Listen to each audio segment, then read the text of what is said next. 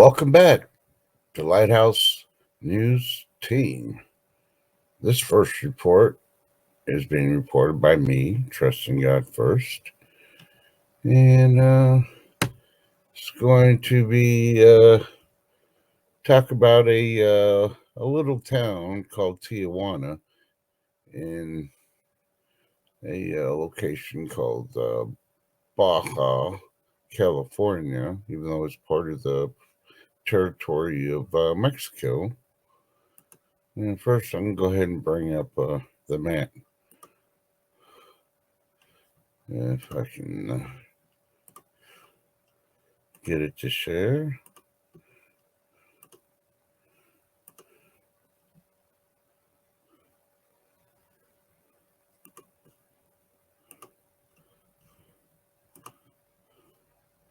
All right. It's basically for those that really don't know much about Baja California. It's that little tail section just south of actual California, and you can see where it's in Tijuana. Tijuana is basically on the border side of Mexico, and of course San Diego's there, and Las Vegas is a little north of that also. So, why is this region so important? Well, that's why we're doing the report. Go ahead and get that one out of the way.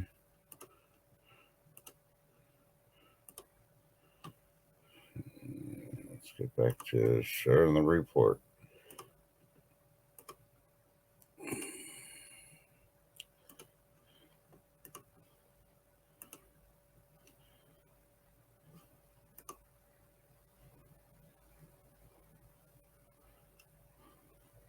Right, there it is. Okay, basically the report is Tijuana is getting 2,000 National Guard troops to help maintain public safety. All right, this was posted on the 14th of January, and I've been waiting to see if they're actually going to get more troops or not. First report said anywhere from 10,000 Mexican National Guard, and they dropped it down to 2,000. And this is, of course, being reported by the Border Report.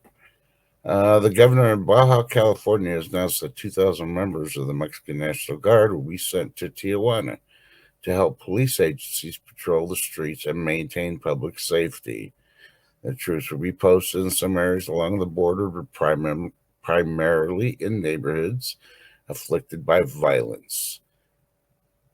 Governor Marina del Pilar Avila Almedar stated the murder toll in Tijuana might drop just below 2,000 for the first time in years.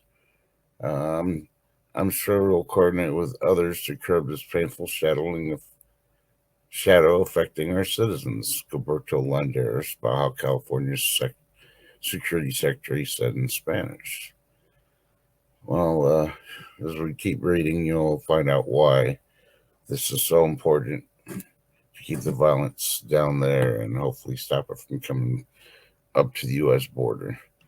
Landeros added they know areas where conflict has prevailed in the past, but he couldn't say exactly when the guardsmen would arrive.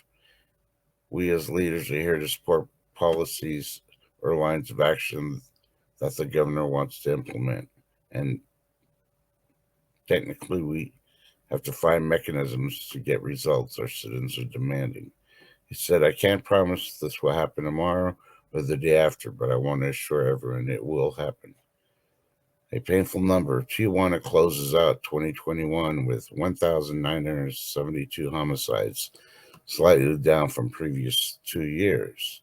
Without specific mentioning it, Landeros is referencing a large number of murders or crimes brought on by drug cartels. In the past few years alone, there has been more than 6,000 homicides in the city of Tijuana, earning the city the title of the most violent city in the world. No, this ain't fear mongering or anything else, people. This is actually actual truth, it is being reported and going from there. So, yeah, for those that live in those areas, I can understand the stuff that's going on. And with those reports, I always read the State Department websites also, and they have a lot of stuff there. And here's one that popped up also on the 17th, early this morning. So I'm going to go ahead and just add it onto this blurb. Hundreds of migrants set off in caravan from Honduras towards U.S. border. This is freshly new and it's being reported by the Associated Press by Claudio Escalon. So let's see, let's go with it.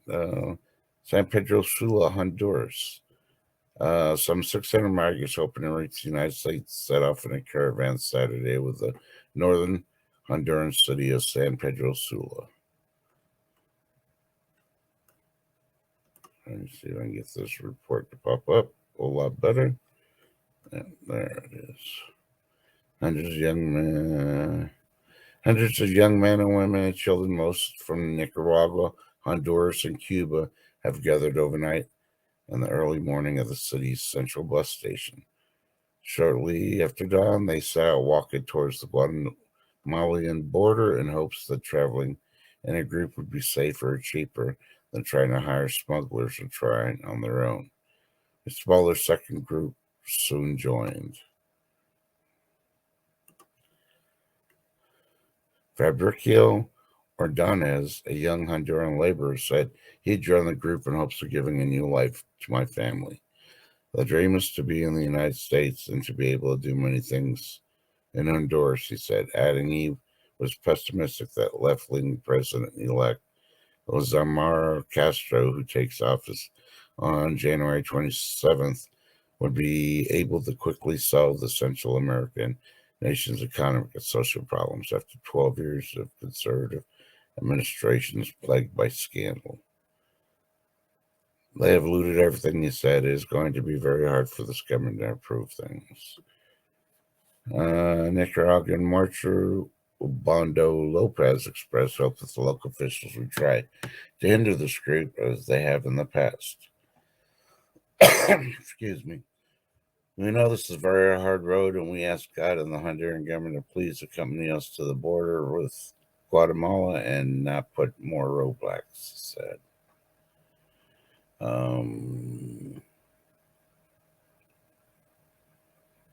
He said the hope that Guatemala and Mexico would allow the group to pass and that the U.S. government will open the doors to us. Despite repeated recent examples of regional governments often under pressure trying to halt such caravans. Large numbers of migrants, many from Central America and Haiti, have reached the U.S. border over the past year, creating a headache for the administration of President Joe Potato Head Biden. After several hours of travel Saturday, some migrants managed to cross into Guatemala through illegal border crossings, while several hundred were stuck on the Honduran side of the border because they did not have money to pay the roughly $50 for a PCR test for coronavirus, demanded authorities. The General Director of Guatemala Institute and Migration, Carlos Imolomala, said people are being returned. Everything is in order. Meanwhile, he did not provide further details. We are protecting our borders. We are protecting the health of all Guatemalans, Morales said. In December, 56 migrants died when a truck carrying more than 100 foreigners overturned on a highway in southern Mexico. The U.S. Border Patrol had said it had more than 1.6 million encounters of migrants along the Mexican border between September 2020 and the same month in 2021, more than 4 times the total of the previous fiscal year. Biden has backed proposals for $7 billion in aid to Guatemala, El Salvador, Honduras, and hopes improved economic conditions will slow migration. At the end of the year, the U.S. government reactivated the immigration policy that forced asylum seekers to wait in Mexico for their hearings.